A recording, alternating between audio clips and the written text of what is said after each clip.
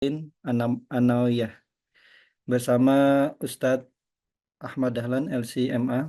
Alhamdulillah beliau sudah hadir di ruang meeting pada pagi hari ini. Bagaimana kabarnya Ustadz Ahmad Dahlan? Alhamdulillah sehat. Alhamdulillah khair. Baik, untuk selanjutnya kita akan mendengarkan materi dari Ustadz Ahmad Dahlan. Waktu dan tempat kami persilahkan.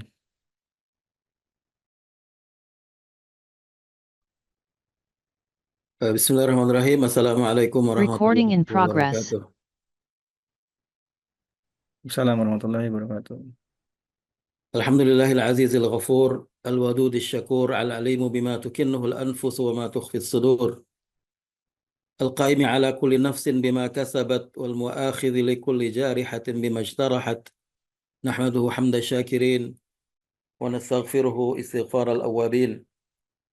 Wa nashhadu an la ilaha illallah wahdahu la syarika lah ta'ala izzan wa jalala. Wa nashhadu anna Muhammadan abduhu wa rasuluh tarabba'a imaman wa za'ima. Allahumma salli wa sallim wa barik alaihi wa ala alihi wa sahbihi wa sallim tasliman mazida. Amma ba'd. Subhanaka la ilma lana illa ma 'allamtana innaka antal alimul hakim. Allahumma 'allimna ma yanfa'una wanfa'na bima 'allamtana innaka ala kulli syai'in qadir. Amma ba'd. Bapak dan sekalian dirahmati Allah Subhanahu wa taala, alhamdulillah.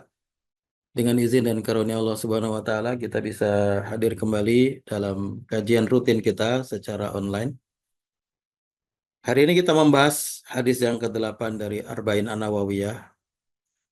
Hadis ini barangkali di antara hadis yang cukup banyak diperselisihkan maknanya.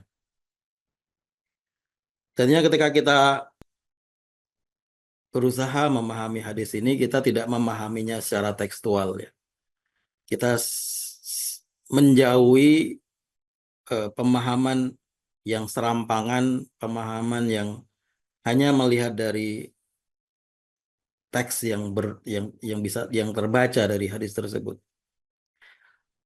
Memang benar bahwa tidak semua hadis harus dimaknai secara kontekstual. Ada beberapa hadis yang makna tekstualnya sudah sangat jelas, maka tidak perlu difahami secara tekstual, secara kontekstual. Tetapi minimal ketika kita membahas sebuah hadis atau memahami sebuah hadis itu, kita menggabungkan dengan dalil-dalil yang lain, ya. Menggabungkan dengan ayat Al-Quran, dengan hadis sahih yang lain, dengan pendapat para ulama, bahkan dengan logika, akal sehat manusia, dengan fakta sejarah yang sudah disepakati. Karena itu adalah usaha kita supaya bahwa pemahaman yang kita lakukan itu, kalaupun tidak sampai kepada kebenaran yang diinginkan oleh Allah Subhanahu wa taala, minimal mendekati, gitu ya. Dan kita tidak mengklaim bahwa apa yang sama-sama kita pelajari, yang kita pahami ini kemudian adalah satu-satunya kebenaran. Tidak. Semuanya berusaha untuk mendekati kepada kebenaran itu, berusaha untuk sampai kepada apa yang diinginkan, sampai kepada kebenaran yang diinginkan oleh Allah Subhanahu wa taala. Dan semoga apa yang kita usahakan ini mendapatkan taufik dan ridha dari Allah Subhanahu wa taala. Hadis ke-8 dari Al-Arba'in An-Nawawiyah. Bismillahirrahmanirrahim.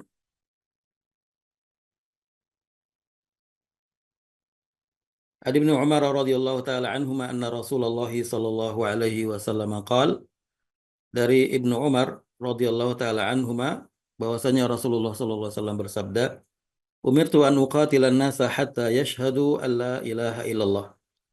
Aku diperintahkan untuk memerangi manusia sampai mereka bersyahadat bahwa tiada Tuhan selain Allah. Tentunya dia dimaksud dengan umirtu, aku diperintahkan, yang memerintahkan adalah Allah Subhanahu wa taala. Karena hanya Allah Subhanahu wa taala yang bisa memerintah Rasulullah.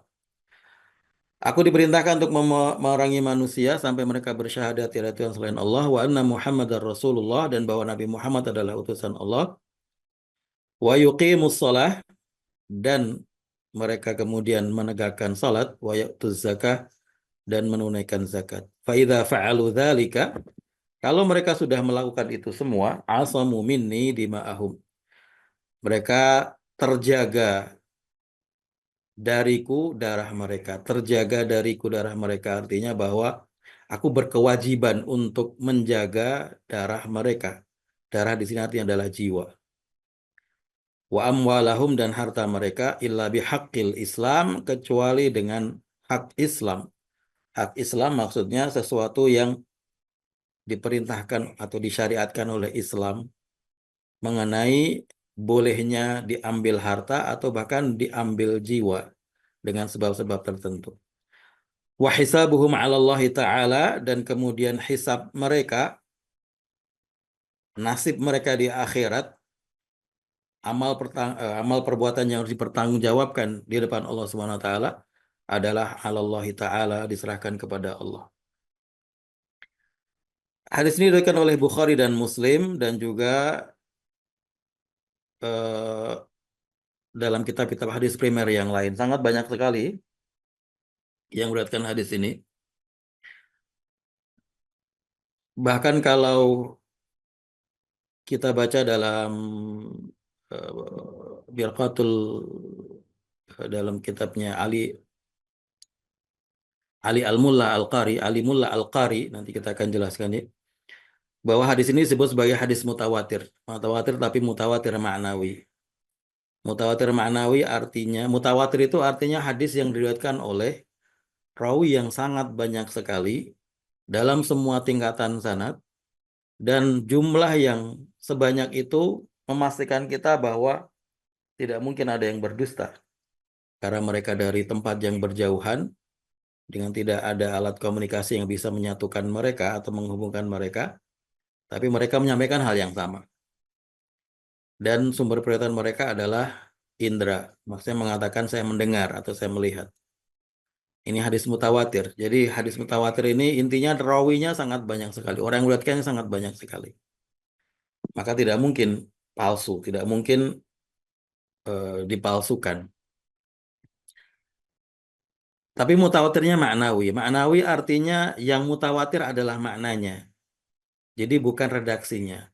Dengan kata lain redaksinya bisa jadi ada perbedaan, beberapa perbedaan.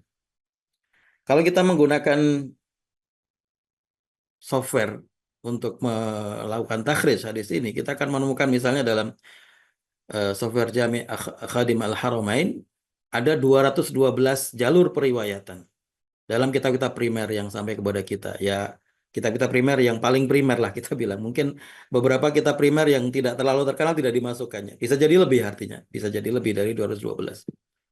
Menunjukkan bahwa hadis ini memang jalur periwayatannya sangat banyak, maka disebut hadis mutawatir. Baik. Pemahaman yang umum dari hadis ini seperti yang misalnya disampaikan oleh Syekh Saleh Ali Syekh dalam Syarah Arba'in. Beliau mengatakan bahwa agama Islam adalah agama Allah yang disyariatkan kepada seluruh manusia dan merupakan agama samawi terakhir. Oleh karena itu semua manusia dituntut untuk masuk ke dalam agama Islam ini dan kita sepakat dalam hal ini. Sebagaimana yang kita jelaskan pada syarah hadis yang kedua dulu atau ketiga ya. Bahwa Rasulullah diutus ini sebagai Rasul terakhir. Maka semua orang yang hidup setelah Rasulullah SAW tidak punya pilihan. Kalau dia mau selamat di akhirat, dia harus mengikuti Rasulullah SAW. Seperti dalam riwayat Muslim. Walladzi nafsu Muhammadin biyadih la yasma'u bi ahadun min hadhil ummati Yahudiyun wala Nasrani thumma yamutu wa lam yu'min billadzi ursiltu bihi illa kana min ashabin nar. Bahkan orang Yahudi dan Nasrani yang mereka sudah mempunyai agama yang agama mereka diklaim atau mereka klaim sebagai agama dari Allah Subhanahu wa taala melalui rasul yang Allah utuskan, mempunyai kitab yang diturunkan dari Allah Subhanahu wa taala, bahkan mereka juga harus mengikuti Rasulullah Shallallahu alaihi wasallam. Apalagi yang lain yang tidak punya syariat begitu ya, yang tidak punya nabi, yang tidak punya kitab dari Allah, tidak punya kitab samawi.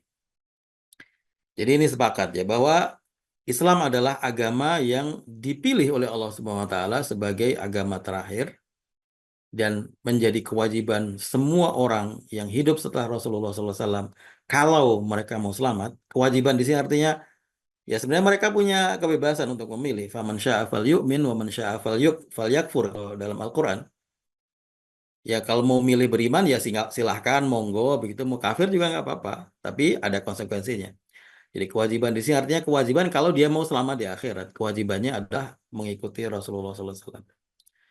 Nah kemudian dari premis ini, begitu, dengan memahami hadis ini, beberapa ulama di antara Syekh Saleh Ali Syekh tadi mengatakan, oleh karena itulah Rasulullah diperintahkan untuk memerangi manusia sampai mereka beriman kepada Allah. Jadi perintahnya disuruh memerangi manusia sampai mereka beriman kepada Allah, memeranginya. Nah, ini yang kemudian barangkali perlu difahami ulang. Apakah memang demikian? Pertama tadi dalam hadis dikatakan umirtu an uqatilan nasa. Itu juga perlu di-highlight. Umirtu an uqatilan nasa. Aku diperintahkan untuk memerangi. Bukan umirtu an aqtulan nasa. Aku diperintahkan untuk membunuh, bukan ya? Qatala dengan qatala itu maknanya beda. Kalau qatala panjang qafnya artinya memerangi. Memerangi dalam perang. Kalau qatala artinya membunuh. Ini dua hal yang harus dibedakan. Jadi memang tidak ada satupun ulama yang mengatakan misalnya kita harus memaksa kepada orang selain Islam untuk masuk Islam dan mengatakan kalau kamu nggak masuk Islam saya bunuh. Itu nggak ada tidak ada satupun pendapat yang mengatakan demikian. Memaksa orang untuk beriman kepada Allah kalau tidak nanti dibunuh. Itu tidak ada satupun pendapat yang seperti itu. Tapi yang berdasarkan hadis ini difahami Rasulullah diperintahkan untuk memerangi, mengalahkan. Ya ini juga ada dalam tanda kutip ada unsur memaksa ya dalam tanda kutip. Kan diperangi itu berarti kan diharuskan dipaksa untuk masuk Islam. Ini adalah pendapat sebagiannya atau mungkin sebagian besar para ulama. Kemudian Syekh Saleh Ali Syekh menyatakan bahwa yang dimaksud dengan memerangi bukanlah tanpa pendahuluan, tiba-tiba diperangi, tetapi harus ada para dai yang dikirimkan untuk mengajak kepada agama Islam. Kalau mereka mau berislam ya sudah selesai. Atau kalau tidak mau disuruh memilih dua hal, membayar jizyah atau berperang. Begitu. Jadi penjelasannya mereka diajak dulu, kemudian kalau tidak mau suruh memilih antara dua. Masuk Islam, kalau enggak ya bayar jizyah atau diperangi. Dalam hadis ini Rasulullah tidak menyebut jizyah. Ya, dalam hadis ini tidak disebut jizyah itu semacam kompensasi perlindungan ya, bukan pajak ya. Jizyah itu kompensasi bahwa orang yang di bawah pemerintahan Islam itu yang dia bukan Muslim akan dilindungi oleh pemerintah Islam, dilindungi dari serangan musuh, mempunyai hak dan kewajiban yang setara dengan kaum muslimin sebagai warga negara dalam pemerintahan itu maksudnya ya. Dalam hadis ini Rasulullah tidak menyebut jizyah secara khusus sehingga sebagian ulama menafsirkan bahwa perintah memerangi dalam hadis ini konteksnya untuk kaum musyrikin Arab. Nah, ini juga pendapat sebagian besar bahwa perintah untuk umirtu an uqatilan nas itu adalah kepada orang musyrik dan bahwa mereka tidak disuruh bayar jizyah. Mereka pilihannya cuma diperangi saja begitu. Kalau sedangkan untuk ahlul kitab maka disuruh memilih antara masuk Islam atau jizyah.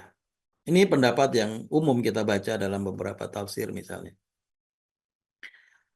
Eh, Tentunya kita tidak mengatakan bahwa pendapat ini salah, tidak mengatakan demikian, tetapi kita ingin melihat lebih dalam lagi mengenai hadis ini, memahami secara utuh. Pemahaman utuh itu dimulai dengan melihat sababul wurud.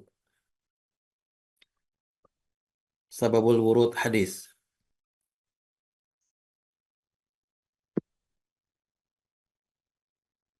Dan itu dimulai dari melakukan takhrij hadis ya, mengumpulkan semua jalur jalur periwayatannya dulu. Tadi saya mengatakan kalau menggunakan software Jami' Khadimul Haramain ada 212 jalur periwayatan.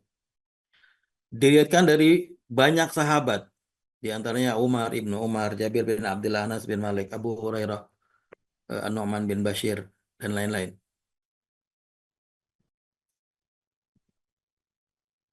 Tapi kebanyakan dari periwayatan ini atau jalur periwayatan ini tidak menyebutkan sababul wurud. Padahal sababul wurud itu penting sekali. Sababul wurud artinya konteksnya ya. Kenapa Rasulullah menyampaikan hadis itu? Apa peristiwa yang melatar belakanginya? Ada apa tiba-tiba Rasulullah ngomong seperti itu gitu. Itu yang kita perlu gali. Tadi saya mengatakan bahwa Al-Mula Al-Qari dalam Mirqah Al-Mafatih Syarah Mishkah Al-Masabih mengatakan bahwa hadis ini adalah mutawatir ma'nawi. Baik, kita cari sababul wurudnya. Dari semua riwayat yang ada, 212 jalur periwayatan, kalau menurut Jami' Khadimul Haramain, ada beberapa jalur yang menyebutkan sababul wurudnya. Di antaranya adalah dalam Sahih Muslim dan Musannaf Ibnu Abi Syaibah. Agak berbeda lafaznya, redaksinya, tetapi intinya sama. Ini sababul wurudnya, peristiwa yang melatar belakangi kenapa Rasulullah menyampaikan hadis ini. An Abi Hurairah anna Rasulullah sallallahu alaihi wasallam qala yauma Khaibar. Dari Abu Hurairah bahwa Rasulullah itu bersabda pada perang Khaibar. Perang Khaibar terjadi pada tahun 7 Hijriah. Ketika Rasulullah berperang melawan Yahudi Khaibar. Khaibar ini sebuah wilayah dekat dengan Madinah yang Yahudi itu mempunyai benteng yang sangat kuat di sana dan benteng itu sampai sekarang masih ada. Eh, menjadi tempat wisata juga ya. Maksudnya kalau ada yang ingin ke sana, saya pernah ke sana juga. Dia di atas bukit dan ketika kita di benteng itu bisa melihat seluruh 360 derajat, seluruh sekeliling kita bisa kelihatan itu di bawahnya.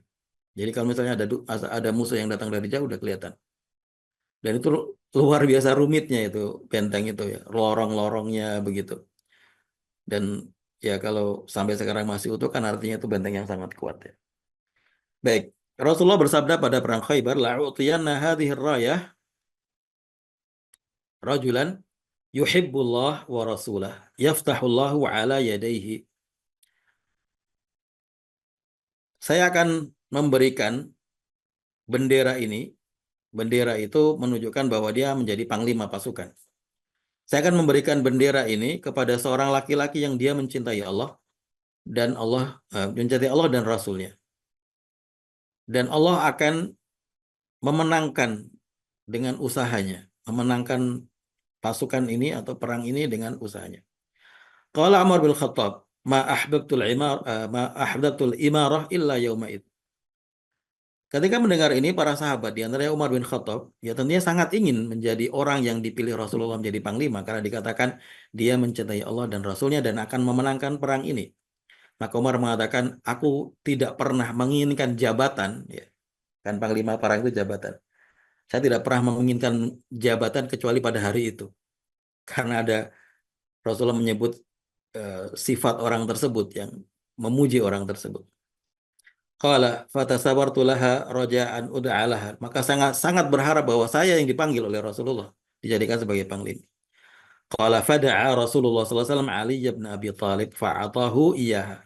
Tapi ternyata Rasulullah memanggil Ali bin Abi Thalib dan kemudian menyerahkan bendera itu kepada Ali. Dalam riwayat yang lain yang lebih detail dikatakan bahwa Ali pada waktu itu sakit mata. Dalam Beliau ikut berperang tapi sakit mata. Kemudian ada beberapa sahabat menyampaikan ya Rasulullah, Ali sedang sakit mata. Rasul mengatakan suruh ke sini. Kemudian Rasulullah meniupkan atau ya, eh, matanya Ali tersebut kemudian langsung sembuh. Waqala dan Rasulullah bersabda, "Imshi wala taltafit hatta yaftahullahu 'alaika." Berjalanlah dan jangan menoleh sampai Allah memenangkan dengan usahamu. Jadi perintahnya kepada Ali, Rasulullah menyuruh Ali untuk membawa bendera, membawa pasukannya, berjalan maju dan tidak menoleh ke belakang. Artinya siap menghadapi semua rintangan dan semua semua perlawanan yang dilakukan oleh Yahudi. Dan tentunya dari sisi strategi perang waktu itu Yahudi mempunyai advantage yang sangat besar. Di atas bukit. Dia bisa melihat semua orang di bawahnya. Dia bisa memanah siapapun yang datang akan naik ke bentengnya. Jadi memang ini sebuah eh, perang yang beresiko dari sisi kaum muslimin. Qala fasara Ali syai'an summa waqaf. Kemudian Ali berjalan dengan pasukannya sebentar, kemudian tiba-tiba berhenti, walam yaltafid, dan tanpa menoleh, fasarakha, dan kemudian bertanya dengan berteriak ya karena jaraknya jauh. Ya Rasulullah, ala madza uqatil? Ala madza uqatilun nas? Wahai Rasulullah, atas dasar apa aku memerangi manusia? Qala Rasulullah bersabda, qatilhum hatta yashhadu alla ilaha illallah wa anna Muhammadan Rasulullah. Perangilah mereka sampai mereka bersyahadat tiada Tuhan selain Allah dan seterusnya sesuai dengan hadis ini. Baik. Dari hadis ini sebenarnya kita bisa melihat menambah sebuah pemahaman ya bahwa Rasul tidak tiba-tiba mengatakan saya diperintahkan untuk memerangi manusia, tidak mengatakan begitu. Tapi Rasulullah menjawab pertanyaan dari Ali. Ali diperintahkan untuk memerangi, untuk berjalan mengalahkan Yahudi di Khaybar. Yahudi di Khaybar sendiri, kalau kita lihat dalam sejarahnya, mereka diperangi bukan karena mereka Yahudi ya, itu juga harus dipahami. Orang-orang orang Yahudi Khaybar diperangi bukan karena mereka Yahudi, tetapi karena orang Yahudi ini melakukan, pertama dia mengingkari, mengkhianati perjanjian dengan Rasulullah. Yang kedua, dia melakukan perjanjian dengan orang-orang kafir Quraisy untuk melawan Rasulullah, untuk mengalahkan Rasulullah. Dan melakukan usaha-usaha terus-menerus untuk mengganggu kaum muslimin. Ini harus difahami. Artinya bahwa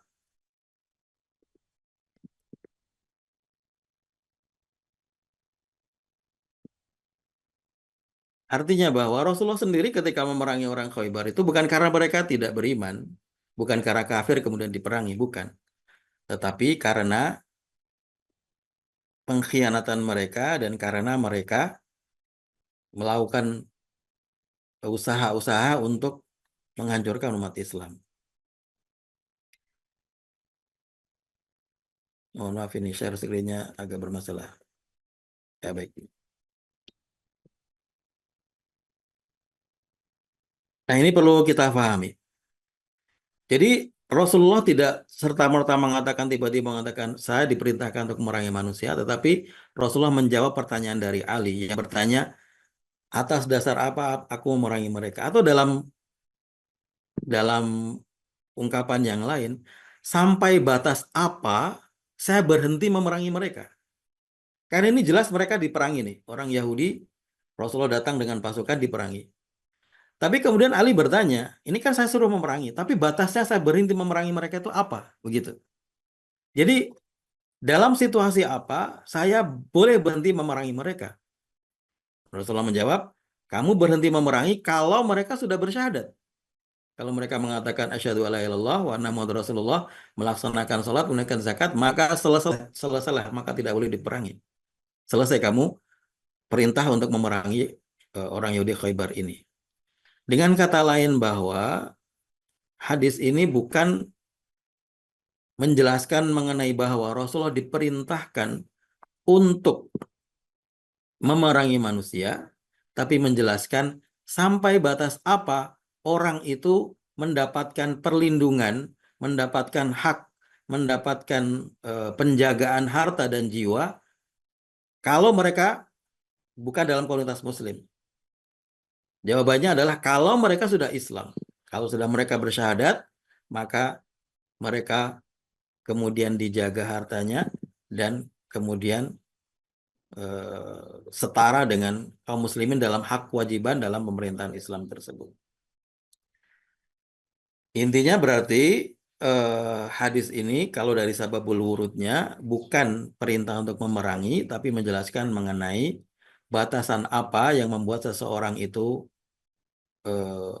atau Ali di sini ingin mengetahui sampai batas apa saya berhenti memerangi orang Yahudi, konteksnya pada waktu itu orang Yahudi Khaybar, sampai batas apa saya berhenti memerangi, yaitu kalau mereka sudah bersyahadat. Karena kalau sudah bersyahadat ya sudah, mereka tidak lagi dianggap sebagai, kan orang Yahudi tadi diperangi, orang Khaybar diperangi karena mereka melakukan pengkhianatan, melakukan usaha-usaha kerjasama dengan orang Quraisy untuk mengalahkan, untuk apa namanya, untuk mengganggu umat Islam. Nah, kalau dia sudah Islam, ya tentunya dia tidak akan melakukan itu lagi begitu. Baik. Nah, ini pemahamannya, Bapak dan Ibu sekalian, dari hadis ini kalau dipahami sesuai dengan asbabul wurud. Jadi konteksnya bukan disuruh memerangi, tapi sampai batas apa berhenti memerangi. Menunjukkan batas apa mereka tidak boleh diperangi kalau mereka melakukan syahadat. Dan pemaknaan ini akan sesuai dengan ayat dalam Al-Quran banyak sekali. Misalnya dalam firman Allah, la ikraha fiddin. Tidak ada paksaan dalam beragama.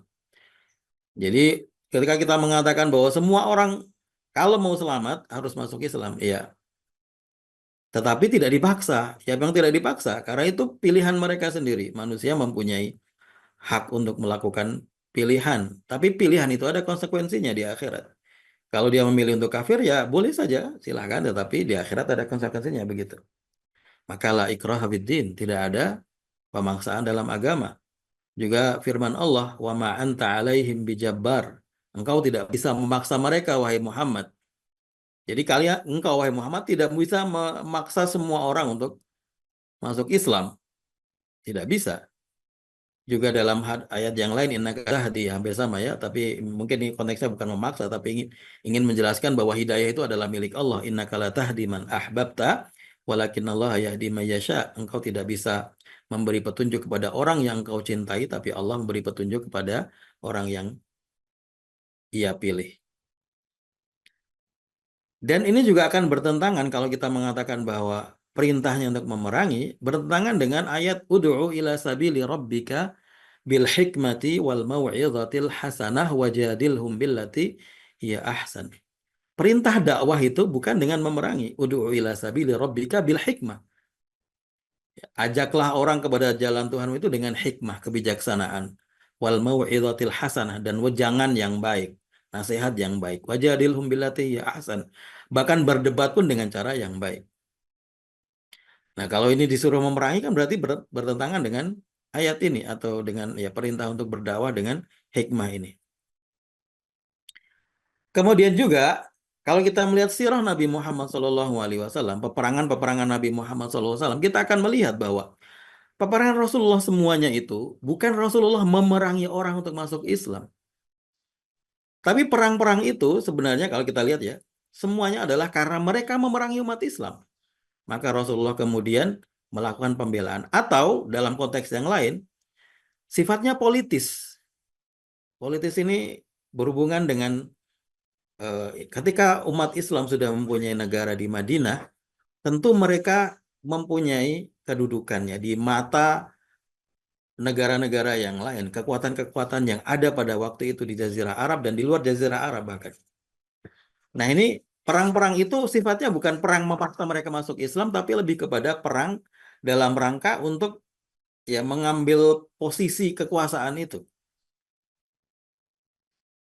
Baik, kita mulai dari yang bahwa Rasulullah tidak memerangi orang untuk memaksa masuk Islam. Perang Rasulullah dengan misalnya orang-orang Quraisy. Semua perang Rasulullah dengan orang Quraisy adalah Rasulullah diserang duluan. Perang Badar misalnya. Rasulullah bukan ingin berperang dengan orang Quraisy pada waktu itu. Perang Badar, Rasulullah ingin mengambil kembali harta umat Islam yang dirampas oleh orang Quraisy ketika mereka hijrah. Ya, umat Islam banyak sekali yang hijrah, harta mereka ditinggalkan, dirampas semua. Dirampok oleh orang Quraisy. Maka ketika ada perdagangan, Abu Sufyan, kafilah Abu Sufyan datang dari Syam, lewat di sekitar Madinah, ya dekat dengan Madinah. Rasulullah ingin mengambil kembali harta tersebut. Ini bukan merampok, mengambil hak kembali. Karena dulu harta mereka diambil, harta umat Islam diambil, dirampok di Quraisy. Tapi ketika Abu Sufyan tahu, kemudian dia mengirimkan salah seorang utusannya ke Makkah, kemudian memberitahu bahwa akan dicegat. Kemudian Makkah merespon dengan mengirimkan pasukan. Dan pasukan yang sangat besar. 1.000 pasukan. Rasulullah hanya 300 orang karena tidak siap untuk berperang. Jadi bukan Rasulullah menyerang orang Quraisy. Pada perang Uhud sama juga. Perang Uhud bahkan mereka datang ke Madinah. Uhud adalah di Madinah. Uhud itu adalah gunung yang di pinggir Madinah ya. Artinya mereka datang dari Makkah, jauh-jauh dari Makkah, berjalan berhari-hari, lebih dari seminggu, 9 hari. Kalau dengan perjalanan jalan kaki. 9 hari datang ke Madinah untuk menghancurkan Rasulullah.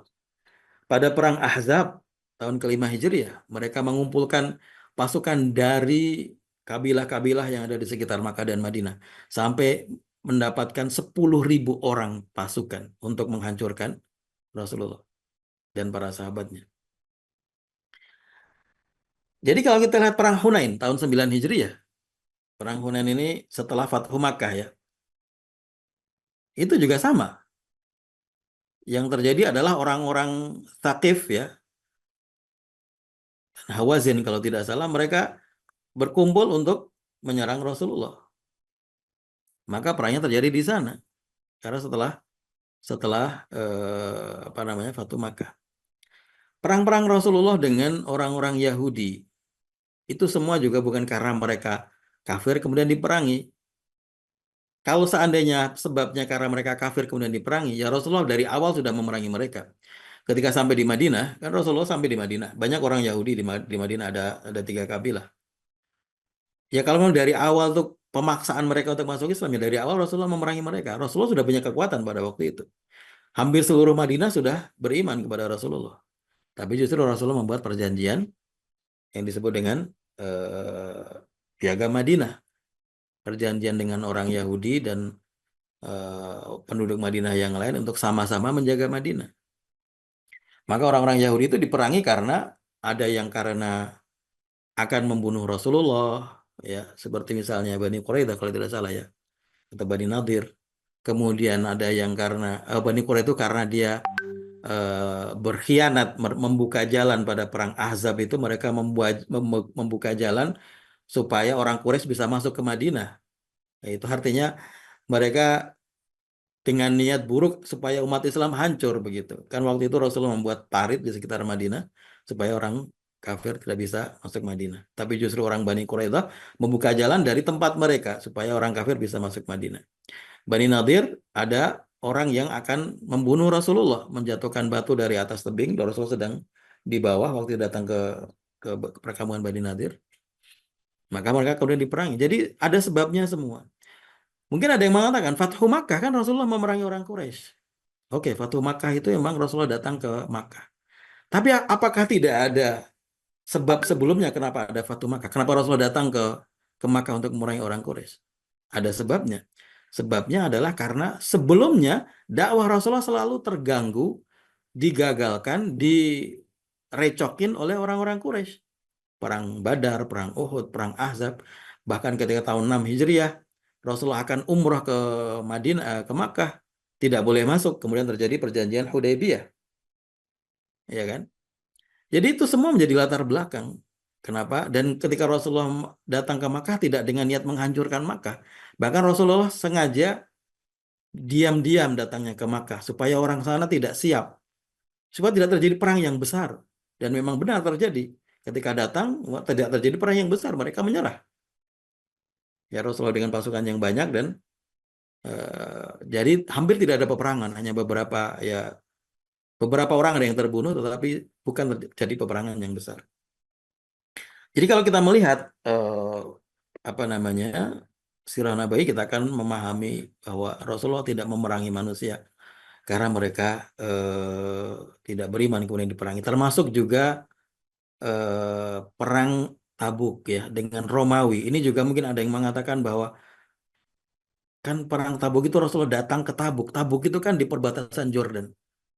Berarti Rasulullah datang kan memerangi orang Romawi. Enggak sebenarnya. Yang terjadi adalah kalau kita lihat misalnya dalam saya lupa apakah di Ibnu Asyur atau di Tabari, dijelaskan bahwa ketika Rasulullah sudah setelah Fathu Makkah ya ini, setelah Fathu Makkah mengalahkan Thaqif dan Hawazin di perang Hunain, Rasulullah sudah punya kekuatan yang besar. Orang-orang Romawi dan waktu itu Raja Ghassan juga kalau nggak salah, yang itu mereka sudah siap-siap akan menyerang Rasulullah. Jadi mereka duluan yang akan datang menyerang Madinah. Rasulullah mengatakan kita tidak mau diserang di Madinah, kita datang ke sana saja kita datangi ke Tabuk.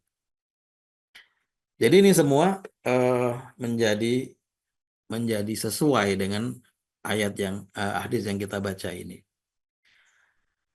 Baik, barangkali kemudian ada yang mengatakan bahwa bukankah dalam Al-Quran juga ayat ini ya, Allah mengatakan qatilul ladina la yu'minuna billahi wa la bil yaumil akhir wa la yuharrimuna ma harramallah wa rasuluh wa la yadinuna dinal haq minal ladina utul kitaba hatta yu'tul jizya an yadi wa hum saghirun. Perangilah orang-orang yang tidak beriman kepada Allah dan tidak pula beriman kepada hari kemudian, dan mereka tidak mengharamkan apa yang diharamkan oleh Allah dan Rasulnya, dan tidak beragama Islam dengan benar. Ini perintahnya juga kan memerangi, ya kan? Bukankah ini perintahnya memerangi orang-orang yang tidak beriman? Baik.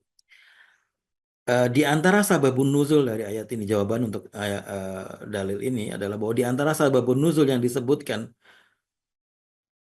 mengenai ayat ini adalah ucapan Mujahid. Mujahid ini muridnya Ibnu Abbas. Dia mengatakan anna hadhil ayah nazalat fil amri bi ghazwati Tabuk. Fal murad billah minal ladzina utul kitab khususun nasara.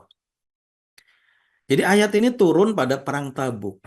Maka yang dimaksud di situ, yang disuruh memerangi adalah orang-orang Nasrani.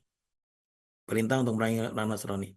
Tapi sekali lagi kita mengatakan bahwa kenapa orang Nasrani, Romawi pada waktu itu ya, Romawi, kenapa diperangi?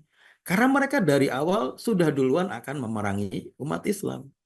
Jadi Rasulullah memerangi itu lebih kepada melawan atau mempertahankan ya, mempertahankan diri dari serangan mereka.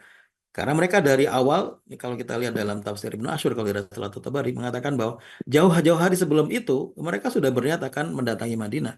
Ketika mereka mendengar bahwa Rasulullah sudah menguasai, dalam tanda kutip ya, menguasai Jazirah. Karena Makkah sudah dikalahkan, Taif sudah dikalahkan, Yahudi-Yahudi sudah dikalahkan, kabilah-kabilah kecil sudah datang di tahun 9 Hijriah untuk menyatakan keimanan kepada Islam dan seterusnya. Jadi waktu itu Islam sudah sangat besar sekali.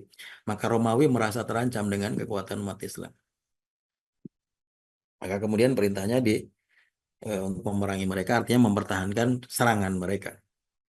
Barangkali kemudian ada yang mengatakan, bukankah dalam Al-Quran itu al-ibratu bi umumil lafzi la bi khususi sabab?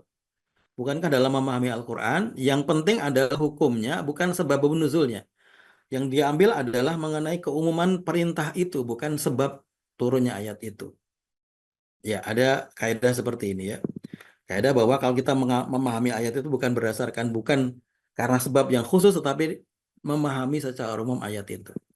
Jawabannya memang benar ada kaidah itu, tapi juga jangan lupa ada juga beberapa ulama yang lain yang mengatakan kaidahnya adalah al-ibratu bi khususi sabab la bi umumil lafzi. Yang menjadi patokan adalah sebab yang khusus, bukan bukan makna yang umum. Jadi menjadi patokan adalah sababun nuzulnya apa, bukan makna yang umum tersebut. Tapi kita mengatakan bahwa sebagian ayat bisa difahami secara keumumannya, sebagian harus dipahami dengan sababun nuzulnya. Oke, di antara yang menjadi dalil bahwa ayat itu difahami sesuai dengan sebabnya, sababun nuzulnya yang khusus adalah ayat wala tulqu bi aidikum ila tahlukah. Wala tulqu bi aidikum ila tahlukah. Ayat ini artinya adalah jangan menjatuhkan diri kalian dalam kebinasaan. Kalau difahami secara umum berarti perintahnya, larangannya adalah menjatuhkan diri kita ke dalam kebinasaan. Melakukan hal yang bisa merugikan diri kita. Tapi ternyata Abu Ayyub Al-Ansari menjelaskan bahwa ayat ini bukan itu maksudnya, konteksnya bukan itu. Ayat ini konteksnya adalah kepada orang-orang. Jadi begini ceritanya. Kenapa ayat ini bisa kita pahami dengan cara itu? Pada satu peperangan setelah zaman Rasulullah ini, satu peperangan melawan Romawi, itu mereka pasukannya barangkali perang yang dipimpin oleh Khalid itu ya, perang apa namanya? Saya lupa. Atau Salasil atau apa saya lupa. Eh, Pasukan Romawi sangat besar sekali, ratusan ribu, 200.000 atau berapa, umat Islam cuma sedikit.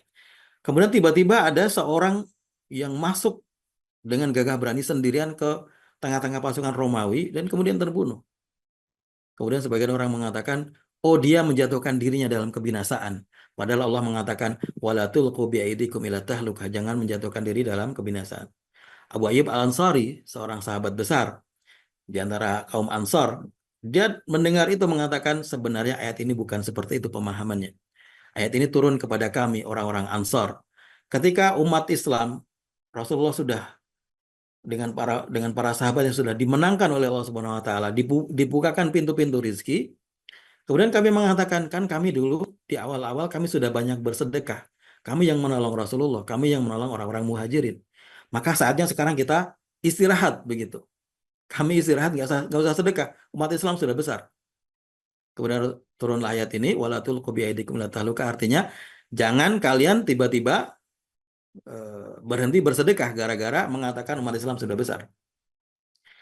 Karena hal tersebut berarti adalah menjatuhkan diri kalian dalam kebinasaan. Kita lihat di sini Abu Ayyub Al-Ansari memahami ayat itu secara khusus ya, bahwa ayat ini turun kepada orang Ansor dalam konteks itu. Tidak difahami secara umum ketika ada orang yang menjatuhkan diri dalam orang yang masuk dalam pasukan Romawi dan seperti bunuh diri begitu ya. Itu tidak dianggap sebagai walatul biaidikum ila tahluka. Jadi demikian Bapak dan Ibu sekalian memahami ayat ini, memahami hadis ini bahwa ini adalah hadis ini menjelaskan mengenai batasan apa ketika kita tidak batasan apa ketika seorang itu mendapatkan hak dan kewajiban yang sama dengan orang orang Muslim, yaitu ketika mereka sudah bersyahadat. Maka lanjutannya Rasulullah bersabda, fa idza fa'alu dzalika asamu minni dima'ahum wa amwalahum, dan seterusnya. Artinya bahwa semua orang yang sudah bersyahadat itu dianggap sebagai seorang Muslim, bagian dari komunitas masyarakat Muslim, tidak boleh diperangi, dan kemudian mendapatkan hak dan kewajiban yang sama. Tidak boleh tiba-tiba membunuh orang Islam. Maka Rasulullah mengatakan, la zawaludun, maaf. Dalam Al-Quran, wa yaqtul mu'minan muta'ammidan fajazauhu jahannam. Barang siapa yang secara sengaja membunuh seorang mukmin, maka apa namanya? Balasannya adalah jahanam. Dosa besar membunuh orang Muslim. Termasuk juga dosa besar mengambil harta orang Muslim. Fa idza fa'alu dzalika asamu minni dima'ahum wa amwalahum, dan harta mereka. Maka Rasulullah mengatakan dalam Al-Qur'an, wala ta'kulu amwalakum bainakum bil batil. Jangan saling memakan harta kalian dengan cara yang batil.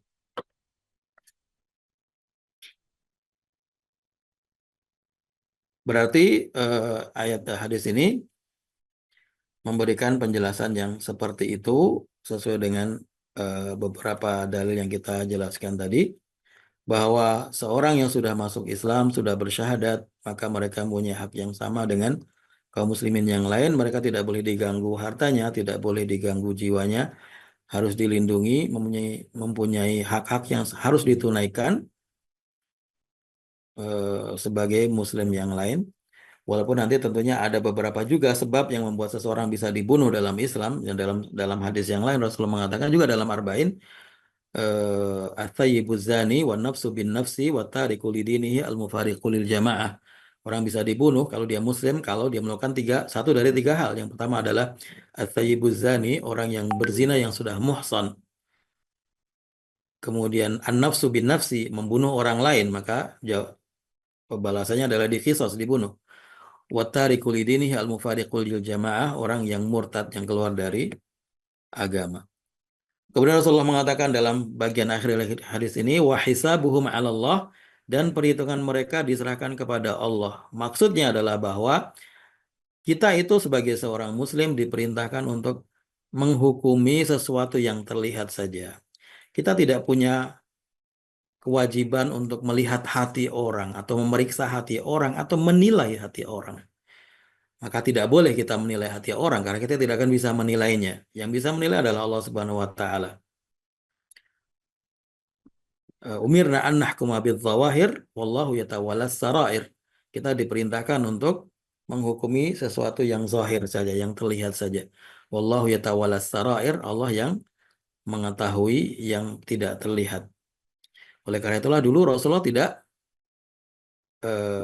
tidak memerangi, tidak membunuh orang-orang munafik. Karena mereka secara zahir sudah beriman.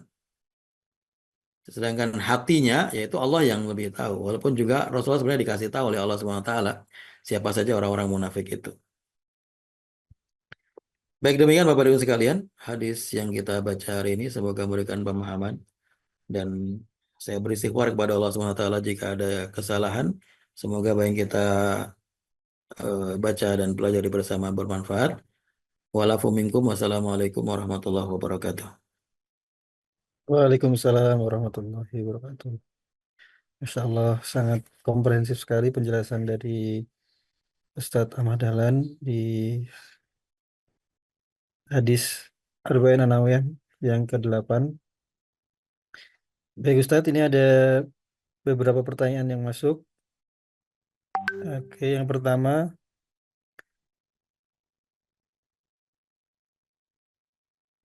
Assalamualaikum Pak Ustadz, bagaimana cara kita agar tetap teguh keimanannya? Selain menjalankan kewajiban rukun Islam dan rukun iman, sementara sifat manusia suka lupa dan lalai. Ustadz, apa Ustadz? Nggih, baik. Bismillahirrahmanirrahim. Ya, sesuai dengan kaidah yang disampaikan oleh para ulama Ahlussunnah wal Jamaah ya, bahwa al-imanu yazidu wa yanqusu, yazidu bi ta'ati wa yanqusu bil ma'siyah. Iman itu bertambah dan berkurang. Tambahnya dengan ketaatan, berkurangnya dengan kemaksiatan. Jadi itu sebenarnya sebuah solusi bagi kita untuk menjaga keimanan. Bahwa keimanan itu bisa dipupuk, bisa dibantu untuk tumbuh. Membantu untuk tumbuh dengan cara apa? Yazidu bit ta'at, dengan ketaatan. Kalau kita melakukan kebaikan apapun, maka itu akan menguatkan keimanan. Maka itu yang harus kita usahakan setiap hari, apa yang kita bisa lakukan, kebaikan apapun yang kita bisa lakukan. Tanpa harus membedakan ini adalah hak Allah, ini hak manusia. Ya, tanpa harus mendikotomi antara ibadah ritual dengan ibadah sosial. Semuanya bisa. Semuanya bisa dipakai atau menjadi sarana untuk menguatkan keimanan.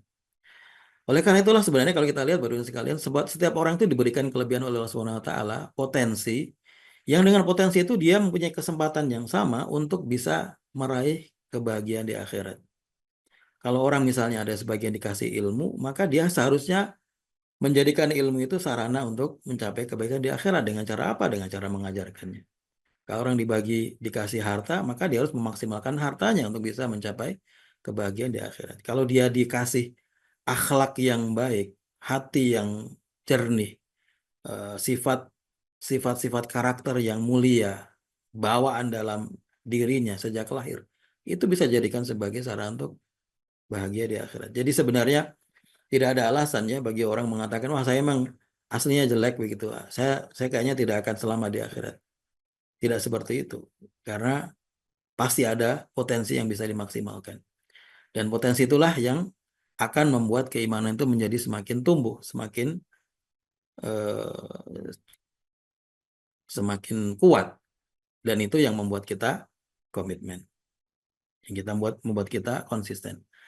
Dan cara yang lain adalah tentunya dengan selalu berdoa. Dan itu doa diajarkan oleh Rasulullah SAW. Rasulullah bersabda, doa yang diajarkan Rasulullah, ya muqallibal qulub tsabbit qalbi ala dinik, ya muqallibal qulub tsabbit qalbi ala ta'atik. Ada hadisnya. Wahai zat yang membolak-balikan hati, tetapkan hatiku dalam agamamu. Wahai zat yang membolak-balikan hati, tetapkan hatiku dalam ketaatanmu. Kita baca terus-menerus setiap hari doa ini. Karena kita tidak tahu hati manusia selalu berubah-ubah. Inna quluba baini Adam baina asabi'ir rahman yuqallibuha kaifa yasha. Sesungguhnya hati manusia itu di antara jari-jari Allah yang Maha Rahman. Allah memutarbalikkannya sesuai dengan yang Dia inginkan. Itulah mengapa kadang-kadang hati itu tiba-tiba begini, tiba-tiba begitu ya, berubah-ubah. Kadang-kadang tiba-tiba muncul keinginan untuk melakukan kemaksiatan dan seterusnya. Maka kita perlu banyak memohon kepada Allah supaya hati kita ditetapkan dalam kebaikan. Maka itu di antara caranya ya, dengan melaksanakan ketaatan, menambah ketaatan, karena itu akan memperkuat keimanan, kemudian meninggalkan kemaksiatan, berusaha semaksimal mungkin, dan selalu berdoa kepada Allah Subhanahu wa Ta'ala. Demikian wallahu alam.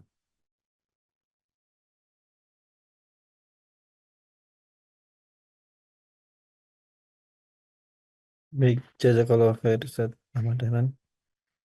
Bapak Ibu sekalian, apabila masih ada yang mau bertanya, boleh dituliskan di kolom chat atau di kolom Q&A, ataupun boleh juga raise hand, nanti bisa langsung bertanya pada Ustadz. Ini ada satu lagi Ustadz, pertanyaan dari Bapak Limo Endrianto dari Kebumen. Beliau bertanya, saya pernah membaca bahwa Rasulullah pernah menghukum sendiri pengkhianat Yahudi di Madinah, yaitu dengan membunuh semua pengkhianat.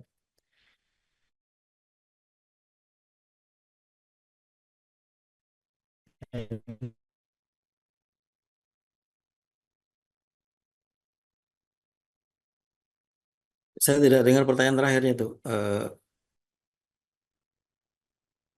Bagaimana konteksnya kalau dikaitkan dengan hadis ke-8, berkaitan dengan ketika Rasulullah membunuh pengkhianat di Madinah, Pak? Ya, itu adalah kisah tentang Bani Quraidah tadi yang saya sebutkan ya. Bani Quraidah ini yang dia melakukan pengkhianatan dengan membuka jalan dari kampung. Jadi Bani Quraidah ini bagian dari komunitas Madinah. Di awal ketika Rasul datang ke Madinah, dilakukan yang disebut dengan Piagam Madinah. Kesepakatan untuk sama-sama menjaga Madinah, sama-sama melindungi Madinah, dan seterusnya. Ketika Perang Ahzab tahun kelima Hijriah, orang-orang Quraisy membawa 10.000 pasukan dengan melakukan penggalangan massa dari kabilah-kabilah sekitar Makkah dan Madinah. Maka jumlahnya sangat banyak sekali. Itu kalau mereka bisa masuk Madinah ya, tahun 5 Hijriah. Kalau 10.000 pasukan itu bisa masuk Madinah, maka bisa dipastikan bahwa Islam hilang. Islam waktu itu di Madinah penduduknya sekitar 3.000 orang, itu dengan termasuk perempuan dan termasuk anak-anak. Dengan 10.000 pasukan, dengan persenjataan yang lengkap. Maka ya secara hitung-hitungan manusia ya hilang semua. Islam berarti sudah tidak akan ada lagi. Maka waktu itu Rasulullah kemudian melakukan usaha maksimal manusia yang bisa dilakukan, yaitu Rasulullah membuat parit itu ya, parit yang sangat lebar dan sangat panjang. Jadi Madinah dikelilingi dengan parit supaya orang bahkan kuda pun tidak bisa melompat karena lebarnya parit itu. Rasulullah ikut sendiri menggali parit itu. Ada beberapa bagian yang tidak dibuat parit karena tidak mungkin ya Madinah yang seluas itu dibuat parit semua. Ada beberapa bagian yang memang tidak dibuat parit karena dipastikan orang tidak bisa masuk situ. Yaitu yang disebut dengan Harrah. Harrah ada dua di Madinah. Harrah Syamaliyah dengan Harrah Gharbiyah kalau tidak salah, saya lupa ya.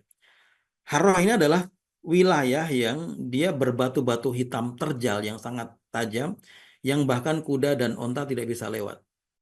Jadi mereka kalau lewat situ nggak mungkin, nggak bisa. Satu lagi ada tempat yang di situ ada orang-orang Yahudi yang mereka adalah dulu mempunyai perjanjian damai dengan Rasulullah untuk sama-sama menjaga Madinah. Di antara Yahudi kok Bani Quraidah ini. Tapi ternyata Bani Quraidah berkhianat membuka jalan dari perkampungan mereka supaya orang Quraisy bisa masuk. Kita bisa bayangkan ya seandainya itu Rasul Allah tidak menolong kaum muslimin dengan menghancurkan. Waktu itu kan Azab ceritanya kemudian tidak jadi perang beneran ya. Karena orang-orang kafir Quraisy itu kemudian hancur berantakan karena Allah mengirimkan angin yang sangat besar. Jadi Allah betul-betul menurunkan pasukannya ya, yaitu angin. Sampai 10.000 pasukan itu kocar hati dan kemudian pulang kembali, nggak jadi perang. Ya, nggak jadi perang yang beneran ya. Sempat terjadi saling memanah dan seterusnya di parit-parit itu. Tapi intinya adalah bahwa pengkhianatan Yahudi sangat besar sekali pada waktu itu, Bani Quraidah. Karena artinya mereka tega untuk membuat semua kaum muslimin waktu itu terbunuh semua, 3.000 orang dengan usaha mereka. Maka kemudian Rasulullah datang ke Bani Quraidah, memberikan hukuman dengan cara seperti itu, yaitu membunuh yang laki-laki yang sudah dewasa.